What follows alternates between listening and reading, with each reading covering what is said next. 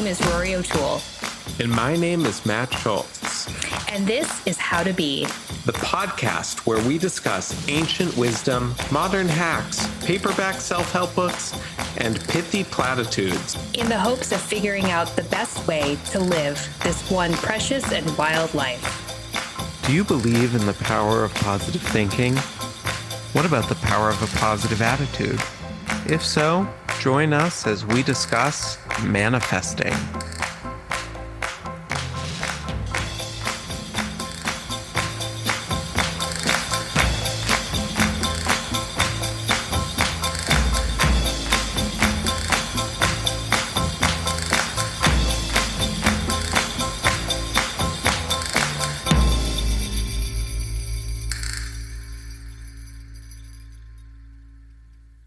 Hey, Mateo. Hey, Roar. You're a vision in orange this day. It's more of a salmon. Oh, it comes as orange. It's reading orange. I'm wearing pink. It's reading orange. Yeah, it looks very orange on the screen. Mine? Mine. Orange, yeah. Yeah, new t-shirts. I think I have so many new t-shirts and they're all a string. Oh, they're all Golden Boy? Yeah, like this. So this t-shirt is a J. Crew, a very specific J. Crew t-shirt that I previously had just 2 of. Mm-hmm. Now I have 6 of them. Did you buy them from the store, or did you just have them shipped to your brother's house because you're in Chicago right now? I had them shipped to my brother's house. Oh, wow. So now Good I thinking. have I a love full that. week's worth of teas. Oh, Monday, Tuesday, Wednesday, 2 on the Sabbath? No, because I also have those other teas, the True Classic teas coming in today, and I have 3 of those. True Classic is a brand that has been really working hard on advertising to me over the past year on Instagram that say that they make your dad bod look great. They cut your arms, they hike up your pecs, and they got a little extra room around the middle.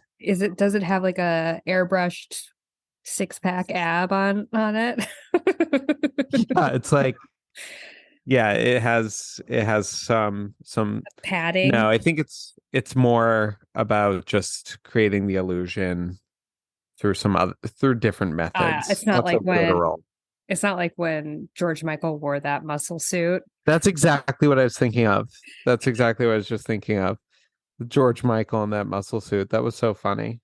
Well, the other day I was advertised. Oh, I sent it to you. Plus size Pilates. Which for some reason is different than regular Pilates. It's like in 30 Rock, the perfume for plus sized women, Enorme. Can't they wear regular perfume? Enorme. That is so funny. Yeah. And then what else was I advertised? Oh, I've been advertised those bathing suits that like were on Shark Tank. Maybe the lady listeners out there know what I'm talking about. But they're basically like a corset in a bathing suit. And I think I might buy one. Just like incredibly tight. Like there's a lacing in the back. Oh. Have your lady in waiting, your housewoman, your number one maid, cinch you. Man, oh man, like that great scene in Titanic where women rose. Our choices are never easy. Oh, mother. She laces her up. You'll give yourself a nosebleed. Goodbye, mother. Could you imagine hating your mother that much? No. I mean, it's like, I don't really think she deserved it either. No, she was just trying her best, working within a framework. Yeah, and like, Jack was very poor. You're right. He was homeless. He was homeless. He has $10 in his pocket. Aaron is lungs. I don't know if I would have encouraged that match either. What kind of mother would? To get perfectly realistic. But then, okay, so at the end, her mother survives, but she says she's Rose Dawson. Are we to believe that she changed her identity and just disappeared into the It streets. was easier to do that back then. But she gave up like her whole relationship with her mother Yeah, it's weird. She had issues. to ride with one leg on either side of the horse. Yeah, and fly an old-timey plane. That must have been a funny day of shooting when they shot all those pictures. I know, I've always thought about that. All right, out of the horse gear into the Amelia Earhart Yeah. costume. What we're referring to, for people who don't remember Titanic so well, is when old Rose is about to, you see her in her bedroom in present times on the ship, and she brought all her photos of just herself. Yeah. Her life. And in one of them, she's riding a horse on the beach, which she told Jack she wanted to do. And in one, she's flying an old propeller plane like Amelia Earhart. Yeah, I don't know if I really want listeners of our podcast who don't know Titanic well enough Really, to I just keep know the reference. You They know, can just sign off. I don't want to pander to that group, that demographic. Okay, so we're talking about two things today because we got a little confused. but they're kind of the same thing. They're kind of the same. I thought our topic of the day was manifesting. And I thought our topic of the day was positive thinking. Not positive thinking, positive attitudes, positivity. But I also had a nightmare last night that I got the topic wrong. Yeah, because So she did knew I deep down. manifest this into being? Yeah, I think you manifested getting the topic wrong slightly, just slightly wrong. Yeah, they're the same wheelhouse. So where do we want to kick it off, Matt? You can start with The Secret. You can also you can go farther back. So there's a great book by what's her name? I love her, Barbara Ehrenreich. Peace upon her soul. Called Bright Sided, which really traces the history of the manifesting movement to this 19th century movement called the New Thought movement. And this was, so one of the main proponents of it was this woman named Mary Baker Eddy. She's the founder of the Christian Scientist religion, and they don't take medicine. They believe that you just pray and become spiritually aligned, and that will promote healing. So you can already see in that theology the manifesting idea, the idea that our thoughts and our inner lives can affect our material circumstances. Now, where did she get this idea? Well, she was deeply depressed, but back then, when women were depressed, it was treated like a physical ailment. They were exhausted. They couldn't get out of bed. And it was this sort of woman's disease. And the treatment for it would be social isolation and bed rest, which obviously, if you're depressed, will make you more depressed. But doesn't it sound cozy? Count me in. No phone, no Give reels. people what you want. No reels to look at. Oh, please, there's no reels when you leave the room either. They're just talking to everyone in your family. There's just getting dressed to sit in the parlor every night. Yeah. Yeah, it was a life without reels, which, we can debate the worthiness of living such a life. I have a question. Would you ever be prescribed foreign waters? A nice vacation up by the sea? Yeah, you might be prescribed fresh air and a course of foreign waters, a trip to the beach. Okay. But that's more if you were heartbroken. Heartbroken, sure. Maybe hysterical. Get that woman out of town. This woman, lock in the attic, the sad one. So then Mary Baker Eddy started talking to someone who was a spiritual coach. And guess what? Talking makes you feel better. We all know this now, therapy. The talking cure, if you will. The talking cure. What year are we in? Or abouts? I don't know, 19th century, 18 somethings. Okay. Mid. I'll go with mid to be safe. Okay. Um, I'll go with mid. and So I can't be too wrong on either side. exactly, yeah. Exactly 1850. 1850. So she started feeling better and she was like, wow, the spirit healed the body. Now we know that depression is a mental health thing. So it actually isn't that miraculous. The spirit healed the spirit, which is sort of, duh. But she But learned it's from this, also like it's also the body yes, but because it's the brain. Your brain is your body. so the brain healed the brain. The thing is, it's not like it's different than like pancreatic cancer. Like Mhm. obviously an affliction of the brain is more liable to be able to be healed through the brain Mhm. than, a broken leg. But she extrapolated and she said, okay, the mind can heal the body, no medicine.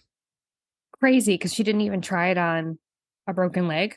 I would have tried it on a broken leg She doesn't go first. get out in the field and start doing field work. Yeah, it's like, come on, I thought this was the Church of Christ scientist. Where's the scientific method? Exactly. The scientific method had been around for a while. But she was a very smart woman, a very accomplished woman, and she was a great reader of books. And they're very they have those Christian Science reading rooms everywhere that Christian scientists like to read.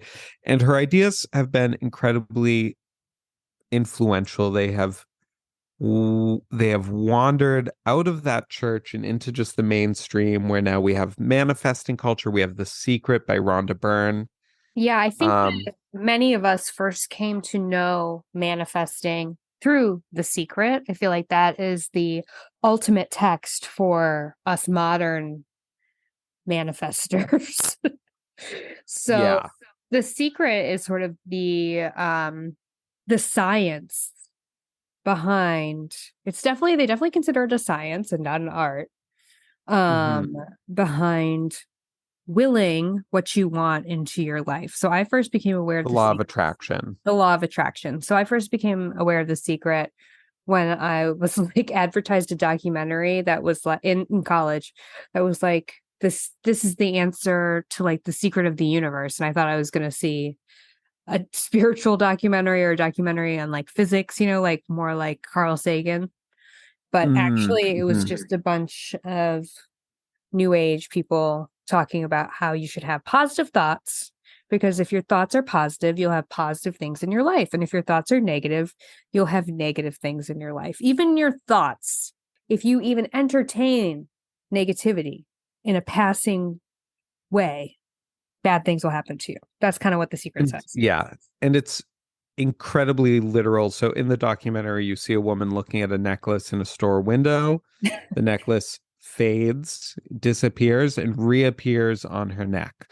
Like it's not just positive, positive. That's you will get that specific Yeah. necklace Also, by thinking speaking about it. speaking of curing ailments, they've in the documentary they talk about a woman who got cancer and all she did was think positive and watch funny movies, only funny movies, surrounded herself with happy, funny people. And guess what happened? It went away. Her cancer went away. Yeah. So that like the thing that sort of leaps off the page is how dangerous an ideology this is. Yeah. So why don't we point out some of the obvious Yeah, because I have questions some that good come things to I want to mind? say about it too. Okay, so it's like, and who? What's the name of the woman who wrote The Secret? Rhonda Byrne. Rhonda Byrne. So people will ask her, well, what about when mass tragedies happen to people, like the tsunami in Fiji? I remember was an example once, and Yeah. she said that that group of people was thinking negatively, and Yeah. for that's why the tsunami came. Yeah. She's like, sorry, no exceptions. So, like, Yeah. that means Holocaust, that means earthquakes, like, and it's interesting to me that, like, okay, I feel like society is always embracing like contradictory things. Like, we're always doing this and the opposite. So, like, probably never has our culture been more obsessed with systems than ever before and more What do you mean? um like believing that personal, we don't personally cause our own good or bad fortune. We're the Oh, institutions. victims or recipients of systems, of institutions. Yeah, okay. So a poor person is poor because of harsh economic systems and institutions and discrimination. So we're sort of less likely to buy the personal responsibility explanation of events than ever before. And at the exact same time as we're moving in that direction intellectually, we're also, and often the very same people Mm-hmm. Yes. are very likely to believe in manifesting, which is sort of the ultimate bootstraps Exactly. personal responsibility philosophy. The thing about lifting yourself up by your bootstraps is that like it's actually an impossible thing to do. You can't lift, like if you picture the image, you can't lift yourself up by your bootstraps. It's physically impossible. So manifesting sort of provides the magic required to make Oh such my a gosh, leap. I never thought of it as a magical thing. I always thought of it as just putting your boots on. No, it's like, yeah, it's like try lifting up your own chair while you're sitting on it, you know? Oh, Can't do it. interesting. Yeah, that is the thing that I think speaks to us as human beings is we all subscribe to convenient theories for you. So when it's convenient to think of, what we experience as systemic versus convenient for us to think about, you manifested it. I also think that the most likely people to, and when I was studying positive thinking, I found studies to confirm that. It's like the more successful you are, the more positive you think, the more successful you are. Isn't it great to think that it all came to you not out of some randomness of the world, but because you deserve it, Yeah. because of Now, your I don't positive thinking and because of like whatever your greatness. But I don't just think that it's like we believe contradictory things because like we do it when it's convenient. I think they actually go together. Like I think we feel oppressed by the systemic view of the world. Mm, Like yeah. Newtonian physics gave us this very like mechanized world. Psychology made us think like, oh, we're just like acting out our subconscious, like we're not really agents. Like all of this, all these views of the world Oh, have so made like us feel really unempowered. So we embrace a new theology that makes us feel really empowered. exactly. I mean, that's the extreme appeal of manifesting is like I have some control over my life. And of course, that is not what I ascribe to. I believe that surrender to the fact that you are not in control is actually the beginning of freedom. Yes. I personally do not believe that. But there are I think that there is something to like if you are constantly picturing a necklace, obsessively wanting a necklace, you could make that necklace come to you because So, you're okay. laser focused and your attention is on it. Yeah, that then it becomes a matter of like how magical are we going to make this thing? Yeah. So one of my practices is writing morning pages, 3 pages handwritten each morning. And I do some visualization there of what I want. And yeah, it helps. So there's no magic to it. It helps you be focused. It helps you because you write it down. You're like, oh, like I'm talking about this a lot, but I'm not actually going for it. So let me go for it. You know, you can see how it works. It works in a very clear way on your motivation and on how you organize your life. But one of those manifesting videos we watched the other day was like her goal was $10,000. So like if my goal is like write a book, okay, like manifesting it ideally should like motivate me to sit down and write the book, you know, like Well, writing a what book is about the within your control. yes. So the $10,000 thing, that's a whole nother level. You're like, just give me $10,000, universe. Like what are you gonna do for it? Yeah, it's like I don't care. The universe will figure out the how and the where Yeah. it comes from. I just sit here, I write it. Matt and I found there's this like Instagram manifest practice that we both did. I don't think either of our manifests have come true, but if they Not do, yet. we'll we'll keep you posted. But you basically do a square. I'll post it on Instagram when we post this episode so you all can see the practice. But it's a silly little manifest practice. And yeah, it has nothing to do with the how. But can I tell you something? It's Okay, magical thinking. everything that I've really tried to manifest for myself, I have gotten. So do you think that's just people aren't really trying if they haven't?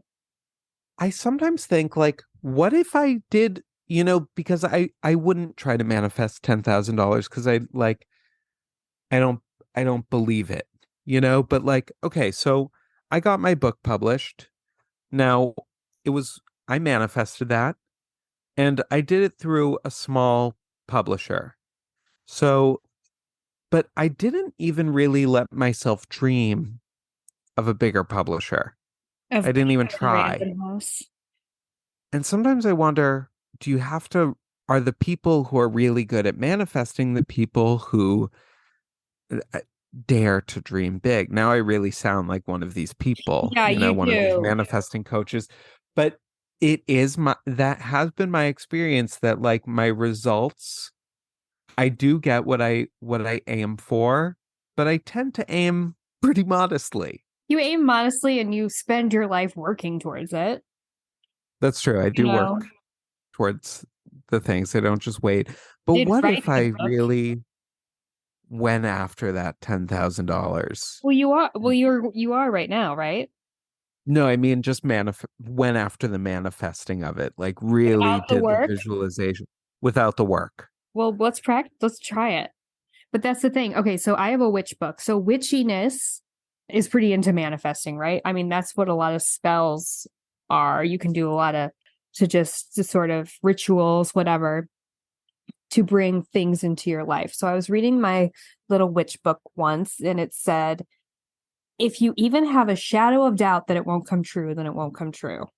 And I hate Mhm. that because as both of us, people who are afflicted with the disease of doubt and the disease, and we all humans cannot control the thoughts that pop into their mind. It's essentially Mhm. setting you up to be the reason for your failure. It's not the system.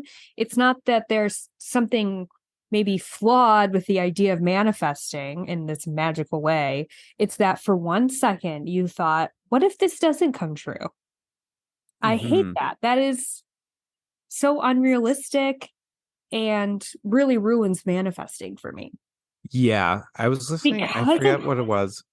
Go ahead. I was just going to say, because this a lot of the secret and the new age manifesting involves policing your thoughts. And I feel like that is the opposite of what we should be doing as human beings. Agreed. Yeah, I'm not into the thing where it's like if you have even a little shadow of a doubt, it's like, okay, so if you do get the thing, you'll forget about that shadow of the doubt and just be like, it See, worked for me. worked for me. I didn't have a shadow of a doubt, Whereas if you don't get it, and as the months go by, ticking by, you don't have your $10,000 in the bank account, you start to question it. Oh, well, then you're never going to get it. Sorry. Yeah, and it's like everything that I have manifested into my life, I've had lots of doubt about. Of That's course. why I'm manifesting it because I'm scared of not getting it. Absolutely. The problem I have with manifesting is I don't feel like I always know what I want. Like as a Libra, I feel like I can see the pros and cons. I'm like, be careful what you wish for. What if I do get that very like, especially with The Secret, you're manifesting very specific things. So like, I want this house, this house, this house, this house, this house. And then I'm like, I'm gonna get that house. It's gonna be haunted. I'm gonna be stuck there forever. Well, And that's what Miley Cyrus said. She's in one of her songs in like a little speaking interlude. She's like, I have to be really careful. I don't know what I want, and my energy is so strong. oh my God. And Wow. Good for her believing in all those things about herself.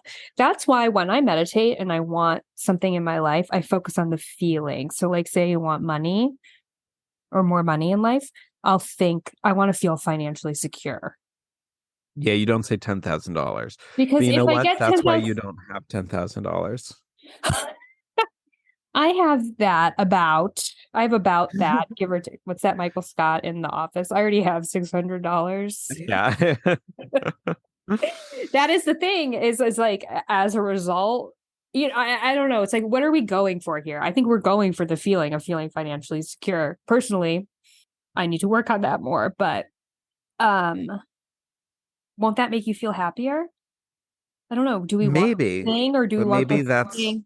Do we want the thing or do we want the thing, the feeling that the thing brings us? I don't know. Sometimes we want the thing. But maybe I don't want the thing. Maybe you don't. Now, I have a similar fear. So you're saying like I'll get the house and it will be haunted, like it won't be what I want. So I have a similar fear because, you know, like I think of this, it's similar to prayer, but it's like you're not putting an address on it. Like a prayer is like a request submitted to God. And like sometimes I worry that if you don't like submit your request to God specifically, someone else will pick it up, Oh, a a demon. demon? I love that. And Yeah. come in like, Now, what is that? Faust? Goethe? yeah, exactly. Like this is definitely a fear that I've developed from listening to that Exorcist Files. Oh, Um, podcast. yeah, because according to that podcast, like the devil is always there waiting to make a deal with you. And I don't want that. So like I do try to like specify like take, let this request of the universe go to God, and if God wants it to happen. Very Christian Scientist of you. I assume they put their requests into God. No, I think they really, yeah, I guess they do put their requests into God, but I think there's something mechanical about it too.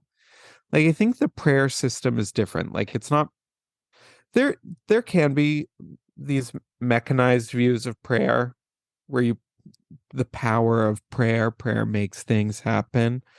But the other vision of it is that you ask But that must be God. what Christian Scientists are doing because, like, they must be praying over sick people who die all the time, and they must say, "Oh, God had a bigger plan for this person," right?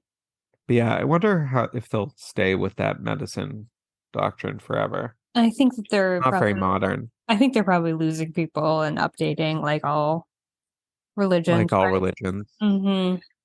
So I think, here's one thing I want to say. Like, to a large extent, our lives and the quality of our lives are based on the quality of our thoughts. I was just gonna bring that up. Yes. So the ability and that's what we do. We both do cognitive behavioral methods. We're both big believers in that. And that's a very different way of approaching there's a similarity. It's about finding wellness through changing your relationship to your thoughts. So if the manifesting thing is like control your thoughts to control your reality, the cognitive behavioral approach is su- surrender to your thoughts. Well, I think that for cognitive behavioral, yeah, it's like you can't control what thoughts come into your brain, but you can control how you react to them. Yeah, You're not like it's cultivating. you're not disappointing God or the universe or anyone by thinking a negative thought, but you don't have to take it seriously. And that is actually the opposite of manifesting, which is saying like take all your thoughts very seriously because they have real life, real world effects. Yeah, in the material realm for from CBT's perspective is not so as is not as important as how we react to it. Right. And this is true. I mean, this is like the Viktor Frankl thing. Like, have you ever read that book, Man's Search for Meaning? No, but I gave it to Sam once. I mean, he was in a concentration camp and he realized that that was the only thing that could not be taken from him was what he did with his thoughts, how he cultivated his perspective You need in someone that. who was in like a concentration camp to write that book too, because it's like if someone like me wrote that book, you'd be like, "Girl, I'm sure it was much easier for you." Yeah, absolutely. It would be incredibly rude to suggest it. And also, like, it's not necessarily prescriptive. Like, if you're in a horrible situation, you certainly have a right to be upset about it. Yeah, absolutely. But, and it's not like he was having a great time. He was just he recognized that there was a one space that was inviolable, and it was this internal space of Right. thought and perspective. Um, which is interesting. And so, I mean, and obviously I live a very privileged and safe life, but there's a lot of most of my problems, all of them, I guess, actually, could be solved with a change in perspective. Marianne Williamson calls a miracle. A miracle is a change in perspective. Oh, I'm glad you brought her up. She needs a change in perspective. Stop running for president. um, stop like throwing fits of rage. Oh, yeah. Yeah. I don't like that they ratted on their boss. I know. I hate that you think that's the issue. I do. Have some loyalty, have some pride. Don't have loyalty to someone who treats you badly. Just quit. Quit, and then you can tell everyone she's a fraud. Because if you are having fits of rage, you're not spiritually evolved. She's a politician. No, She's a she's powerful not a woman. politician.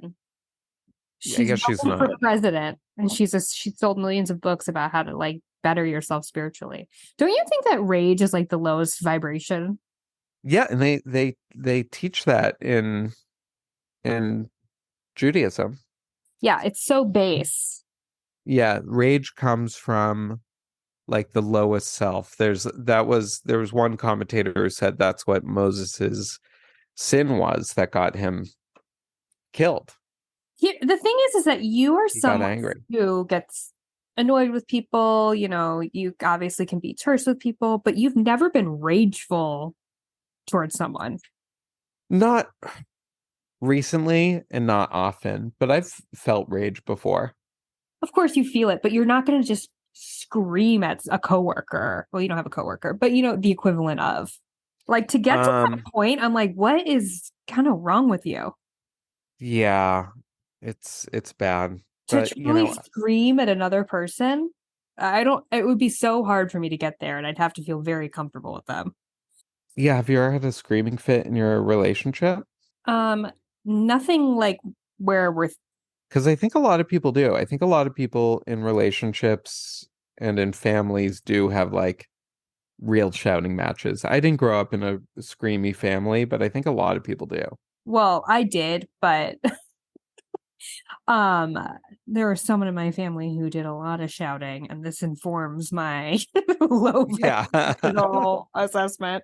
But what I think that like it's one thing to be like shouting at your family and another to be shouting at coworkers. Like, where's your sense of propriety? Like, Yeah, I do not like when people step out of those bounds at hate it. work. You know Hate it. that. I'm like, you need to or straight yelling at a stranger. People do that too. It's really like you need to get yourself in order if you're doing that. Like Ben Stiller on Friends. Yeah, exactly.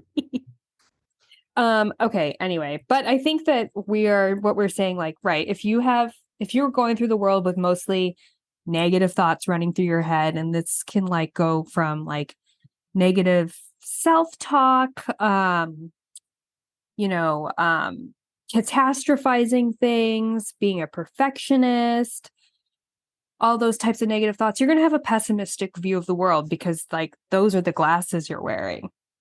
Yeah, that's your life. You just made your life bad. No matter how good it is. I was just talking about that today sorry, I've been watching Friends, so I have a lot of Friends references right now. Mhm. But like Matthew Perry was living a life that countless people would have, spilled their own blood in a pagan ritual to manifest. A star on the most successful sitcom, making $1 million an episode, and he wasn't happy, you know? And if you ever, I didn't, Married to Julia Roberts, apparently. not married, they dated. But here's the thing is I listened to a celebrity memoir book club podcast about his memoir, and he had the most negative thoughts. He was a negative, victimizing, pessimistic person, and that's why his life has been sad and miserable. And still is, right? And I say that, yeah, absolutely. And I say that like non-judgmentally, sort of factually, like it actually is kind of really sad. Yeah, and like it's sad when everyone does it. It's sad how the capacity we all have. Oh, look, we've sort of naturally wandered into the positive attitude Yeah, that's terrain. what we were doing. I didn't even notice it happening until See, now. it's like that. We You manifest it. manifest positive thinking. Um, yeah, that is the thing is I truly believe because of my work doing exposure therapy and cognitive behavioral therapy that you can improve your thoughts, improve your relationship with your thoughts, especially, and that will improve your outlook on yourself and the world. Yeah, thinking is an art, you It know? really It's is. an art. And we don't spend any time teaching people how to No. think. We just send them out into the world with this brain just firing off. And we don't give them we actually give people terrible advice about thoughts, usually. Whatever instruction we are giving about thoughts, Like, it's for usually bad. example, For example, this like Jewish like Kabbalah book I had that was like, make sure your first thought in the morning is positive because that will set the tone of your whole day. oh my God, that's so The Secret. Yeah, it's like, no, my first thought in the morning is obviously going to be, like I don't want to wake up. And that has, you know, and that is a bad way to start every day of your life, but it's It is. also fine and it does not have to ruin your day. No, exactly. Exactly. It doesn't have, that's the thing of that CBT teaches you is that like one thought need not be your whole identity and need not set you on a course of misery. And one of my favorite pieces of wisdom, which is the exact opposite piece of wisdom, is our dear friend Theta in college had a sign over her bed that said, "It's never going to be easy to get out of bed." She had a Now sign that, on her bed. yeah, like a little note. Oh, that she wrote herself. Yeah, it wasn't like a street sign. Well, I was wondering if it was from Home Goods, you know? No, she wrote this because, and this is the exact opposite approach, except that it sucks to wake up in the morning and get on with your day. That's okay. Well, that is what I was going to actually talk to you about, like being an optimist versus being a pessimist versus being where I think I land, which is like when I was looking into this, because I thought we were doing a different episode, I was looking into like, what is an optimist? And an optimist is someone who thinks everything will work out well in the end. And I'm like, first of all, I don't really, what is the end? Like at death? Because I believe life is a circle, not a line. And second of all, I don't believe everything will work out well objectively, but I do believe no matter what happens, it'll be fine. It's fine. Yeah. Like objectively, you might lose everything, but you'll deal with it and your life will keep going. Yeah, it will until it doesn't. Until you die. Yeah. But that's the thing is there's a certain level of acceptance in life, and then there's a certain level of improvements that you can make. And knowing, I mean, acceptance is like the beginning of freedom to me. Mm-hmm. Which again is why you're not manifesting $10,000. Because you're accepting. I know. It's crazy. I mean, also like kind of what we were talking about in Chicago. Matt and I just saw each other in Chicago, by the way. That was so fun. We manifested that. You were saying that, if your goal is to have a job where you make money, you can do that, but you can't have any other goals besides making money, right? Yeah, that's what I have seen. I've seen if the people I know who set out to make big bucks have, The And people who had even a single other priority alongside that, and I want to make a difference, it has cursed them to yeah, poverty. I think that you have to have priorities in life. Like if you're trying to manifest something like that necklace in the window, like you spend a lot of energy on that necklace in the window at the Yeah. sake of other things in your life, maybe. Yeah, we really, I mean, we aim ourselves in a certain direction. And this is the real power of manifesting. Like your life is going to Yes. follow whatever path you walk down. It's quite simple. It's not magical. And how much you enjoy it, though, does have to do with the way you think about it. Yeah. But back to positive attitude, because we had a conversation about complaining the Yeah, other day. that's what inspired us to do this episode. But then apparently there's a miscommunication. But yeah, so the average person complains 30 times a day. So I Mhm. was trying to keep track of how much I complained. But then I was like, what is complaining? Right? Is saying I'm tired complaining? Or is it just a statement of fact? Yeah, I think it's a complaint. Also, I don't think one complaint is all complaints are created equal. You saying I'm tired is different from you going on a rant for 35 minutes about something that happened at your job, which is why all complaints are 2 minutes long. And every 2 minutes it resets. So, like you complain for 4 minutes, that counts for two complaints. Yeah. Okay. So one type of complaint is like, yeah, you have a bad interaction, you have a bad um service at a restaurant or experience on an airplane, Mm-hmm. and then you tell every person you meet for the next 20 days that story. But that in that case, there usually is humor in it, right? Like, get this. Sometimes there's not. Sometimes it's just indignance. If there's humor, listen, if there's humor, if the point of the story is for laughs, I'm almost thinking it's not a complaint anymore. Like Interesting. my story about that J. Crew guy.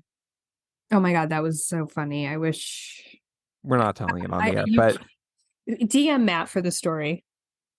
but it was, the purpose was not a complaint. The purpose was me doing stand up. Mm-hmm. It was a funny story. I enjoyed telling it, and people enjoyed hearing it.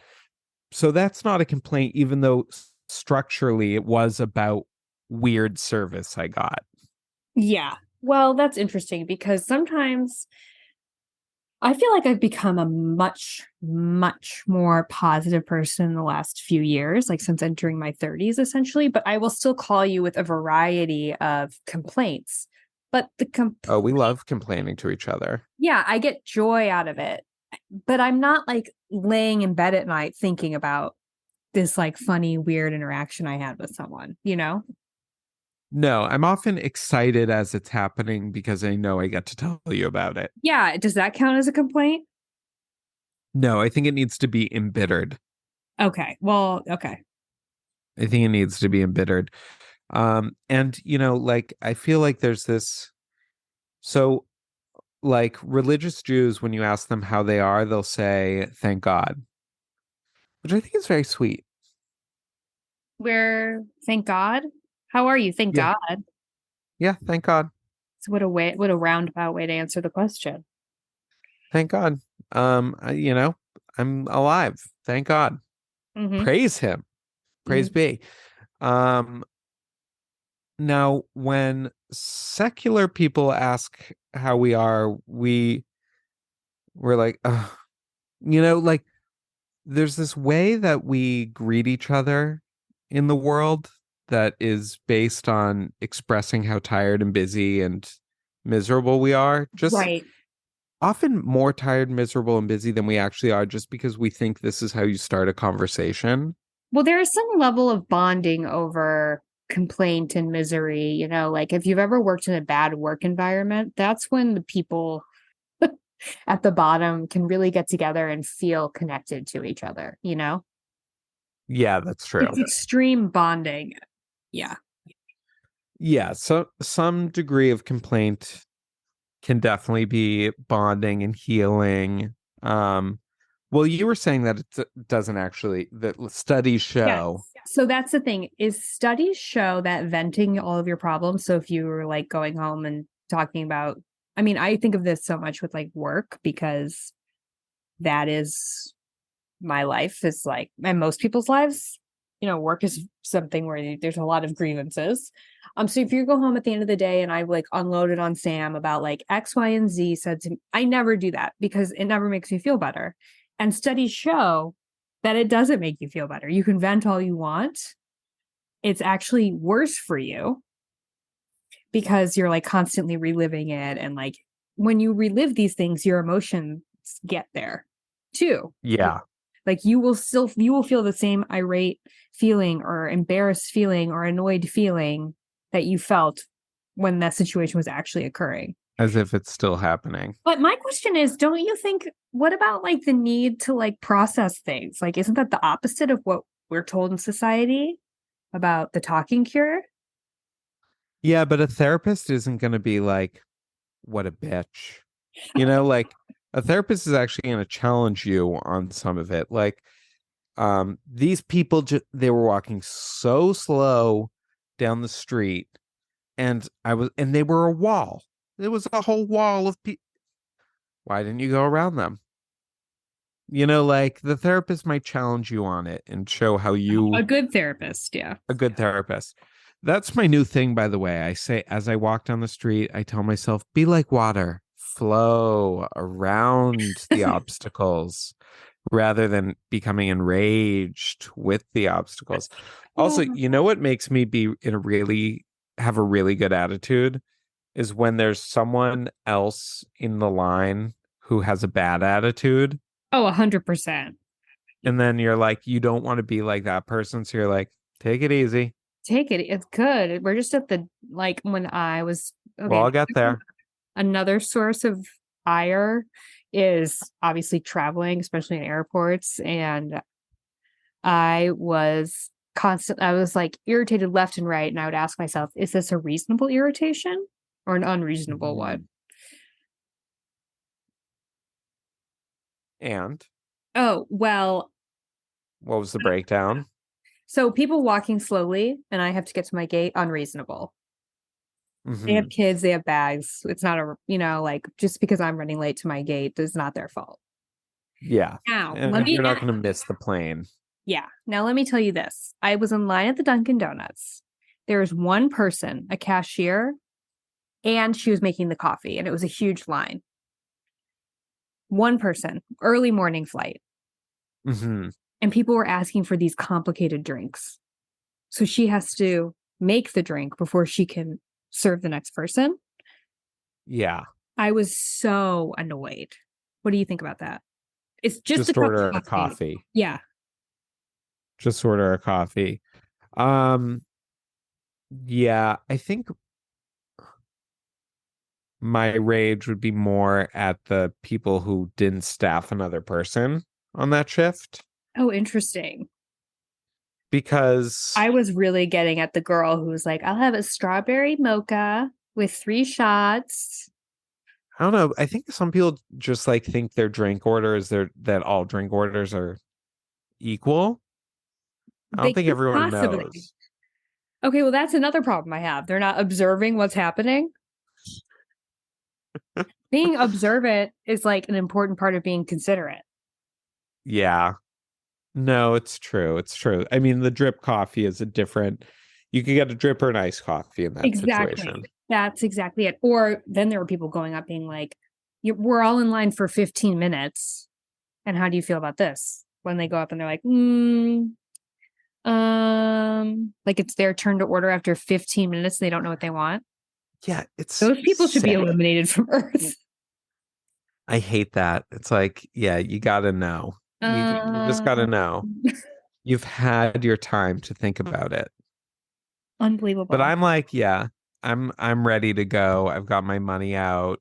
Me too. Um, and I tend to think that if the whole security line at the airport were me's, We'll we see. would I'm undoing my shoelaces way before it's time. It's like, I know, like that's the thing. Some people are focused on efficiency in these moments, and some people just aren't. They're doddering fools. Yeah. I always imagine that like the people in line behind me at Dunkin' Donuts are like silently clapping for how I'll be like so proud of how quickly I moved through that Wow. interaction. Like, wow, I wish everyone in this line was like her. It's almost like she knew that this interaction would end with having to pay for something. So she got her wallet out in advance, unlike the rest of these idiots who seemingly are surprised that this is a financial exchange that involves taking their Yeah, credit like card out. the 17-year-old with her mom in front of me, and there the lady was like, well, what size do you want? And she was like, what size? Mom, what size do I want? Like, Yeah. you didn't know you would have to give a size to your, or have you ever been to a any place where you've ordered a coffee? Yeah. You're canceled and your mom is canceled for not educating you better.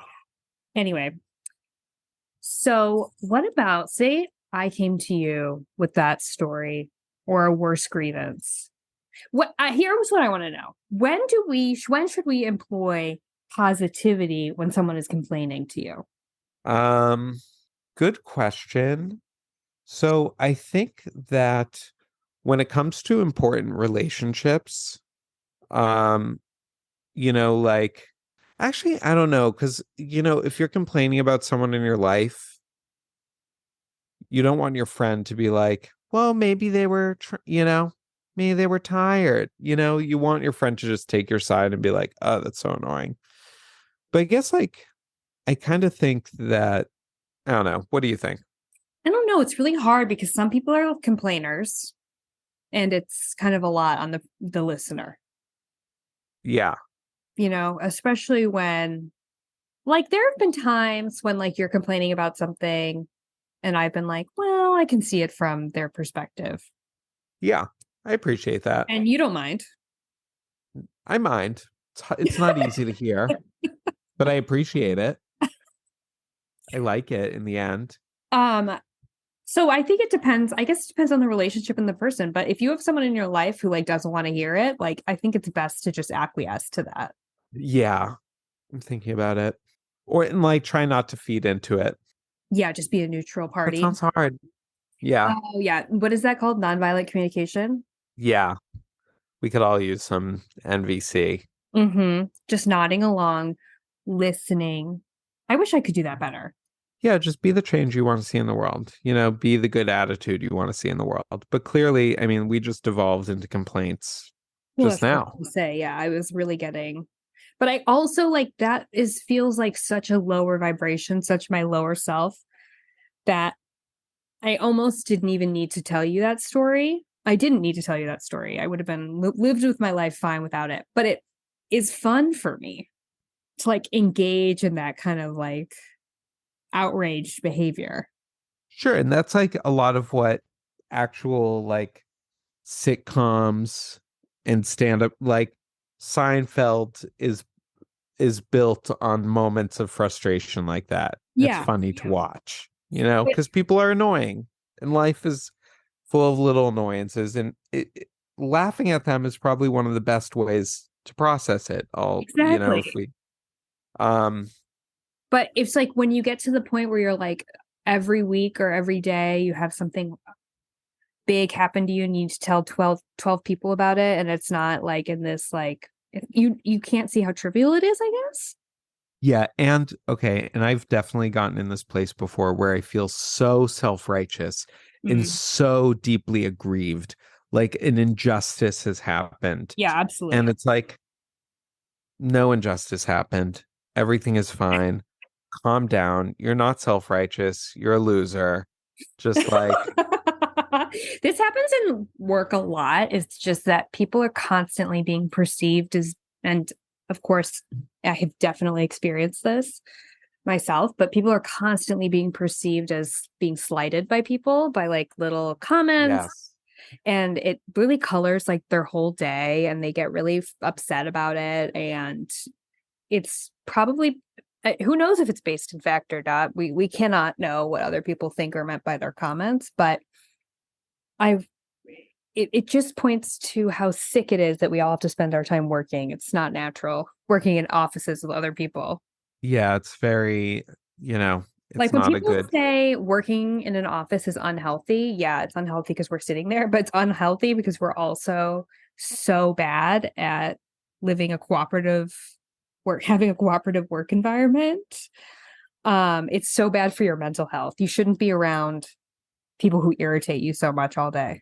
No, and that has been, I've had living situations like that also, roommates, Yeah, it's where like, you're like, and then there also has to be this sheen of professionalism on it all, too. So it just devolves into passive aggressiveness, which yeah, real is, personality conflict. yeah, which is ripe for misinterpretation of what people are actually trying to say, because no one can actually say what they want to say.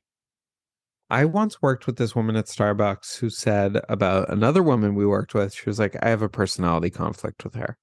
So I try not to be on shift with her. And I was like, that's a nice way of saying it. And she was like, no, that's what it is. I was like really impressed. Like she didn't see it. She didn't take it to that personal place of like, she's a bitch. She's mean to me. She's just like, it's not working out with us too. You know, Right, exactly. it's bound to happen sometimes. And this is one of those times. Yeah, That's like exactly. the four agreements. Don't take it personally. Yeah, that is such a helpful thing that I try and keep in mind whenever I feel slighted. Which brings us to our third topic of the day, Feeling slighted? the four agreements. One of the four Oh. agreements.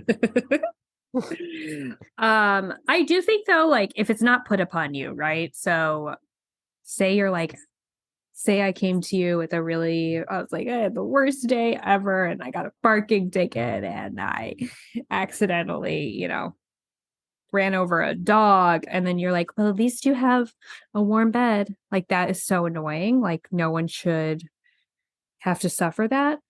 But Yeah, at that's the annoying. same time, maybe we should be doing that more for ourselves, Oh, reframing yeah. our own thoughts. Yeah. Maybe if the I voice mean, come comes from on. inside the head, we can receive it. Then it's more.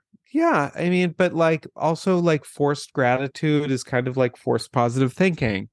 It's forced, by which I mean it's forced. The CBT approach is to not take the thoughts too seriously. So when the person walks in front of you and is blocking you on the sidewalk and you become enraged, instead of saying, but remember, there's people without food and I have a warm bed, which now you're just like, you're really interacting with this thought now in a way that gives it a lot Mhm. of power. Yeah. Instead of just being like, I'm yeah, moment of frustration. It happens, Yeah, and it's that's like, absolutely true. But maybe I guess yeah, I think you're right. But maybe when you're maybe also taking notice of good moments in your life, because I do think that we have a tendency to focus on on the bad.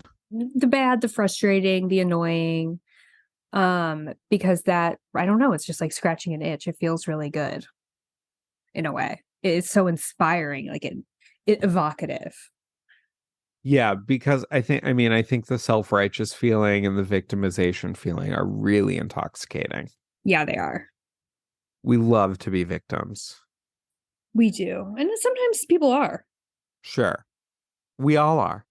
We That was actually something all are. Nancy Baker said once, my professor at Sarah Lawrence. We're all victims of something.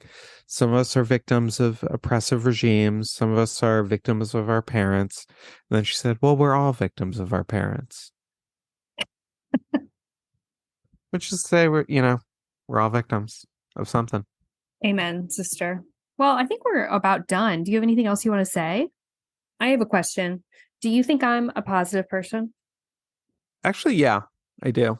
Thank you. I feel like I've been working on it in the sense, not directly, but in enjoying life more the last few Yeah. years of my life. I don't think I started out that way, though. It didn't come natural to me. I don't know. I think you're pretty happy with what is. And I think, Exactly. yeah, I You think get you me. dwell within the realm of what is rather than what could have been and what could be. Absolutely. Which I again also is why you don't have that true, $10,000. but I also feel like I don't have a lot of grievances against people. No. Do you have Just any nice enemies? ones. I sure do. Someone we went to college with. Not really. She occupies zero of my thoughts. It's just a little joke I have. Um, what about What you? about me? Yeah, I do think you're a positive person. Oh, Definitely. interesting. I think that you are easily, frustrated, irascible at times, but Mhm. I think you're also easy to calm down, Yes. and you just do it naturally yourself. Yeah, my angry moods don't last long. That's one And of their nice and I do think qualities. they're mostly entertainment. A lot, Mhm. a lot, not mostly. I don't know. I think they're real, but also entertainment. And you don't have any like hard resentments for people. You're not like bitching about someone who wronged you 5 years ago for the most part. No, except no, no. I have a few resentments. I've got a short list. Yeah, but that's kind of new, That's kind of new. you know? Yeah, I just mouthed someone's name. Um, and okay, good. Two positive people. Well, I think that my life has been a lot better since I started accepting what is and enjoying what is. But And I'm still not accepting what is. I actually just before this podcast, before recording it, I did a manifestation that I read about called 369. okay, Do you know about this? no. Um, 3 times you write what you want to manifest. 6 times you write why you want to manifest it. And 9 times you write as if it had already come true, how you feel. Okay, I'm going to do that. Listeners, you do it and let us know. DM us if it works. Yeah, it will work. It will work. It There, will work. see, I don't have that. I'm And still dream big. I'm a novice. Now, here's the thing about me. One area is I have some negative self-talk about little things in my appearance. Like I was just looking at my hands and thinking they look kind of old and I need to wear sunscreen. Hmm. I should be looking On at your my hands. hands and say, yeah, thank you, hands. Thank you, hands. You do marvelous work. What great claw work you can do. What great claw. You scratch my itches. You scroll my screens. You scroll my screens. Yeah, you swat flies. Hmm. I guess you probably don't really swat flies. Me personally, no. But What else do hands do? look at me. Like I'm just using them left and right, pulling up my hair with my hands. What don't they do? Eating, Eating, wiping away tears. waving hello. Yeah, they do a lot. But you know what? Put some sunscreen on them. I will, but it's like that negative talk, it's like, okay. Anyway. Yeah. Well, Matt, thanks for joining me Well, today. Roar, thank you. I had a delightful time. Me too. I hope I can manifest this happening again in the next 2 weeks. I think you just might.